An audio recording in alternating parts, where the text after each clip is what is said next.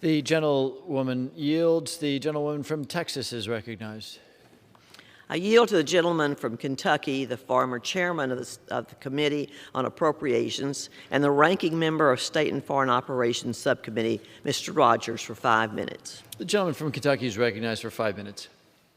I thank the gentlelady for the introduction. Mr. Speaker, I want to salute Chairman DeLauro and Ranking Member Granger, full committee, for putting together a final appropriations package for the year. It's a fair compromise that includes funding for many priorities here at home and abroad. As ranking member of the State Foreign Operations Subcommittee, I want to highlight a few priorities included in the SFOP section of the bill that provides critical funding to our allies and partners during a time of great angst around the globe. Although essential military and economic aid for the brave people of Ukraine is included elsewhere in the bill as an emergency supplemental appropriations, base funding for state foreign operations is essential to our national security. Following the chaotic Afghan withdrawal by this administration and a full-scale assault on Ukraine by President Putin, it's critically important that this Congress send a signal to the rest of the world that the United States stands by its allies and its partners. We do so here by including $3.3 billion in foreign military financing for Israel and robust continued support for other key partners in the Middle East, like Egypt and Jordan. Funding is also increased for our efforts to counter the malign influence of the Chinese government.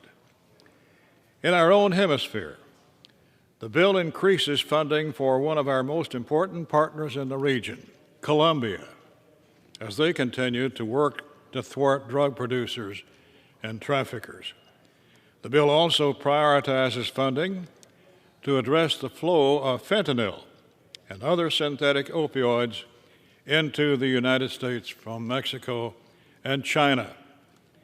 I'm also pleased to report that the agreement restores all protections for the unborn that are in current law, including a prohibition on the use of funds to pay for abortion.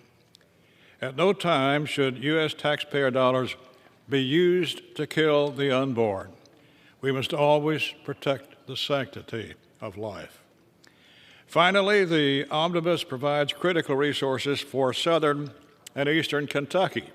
I'm proud to say it continues our fight against the opioid epidemic, which is as important now as it ever has been.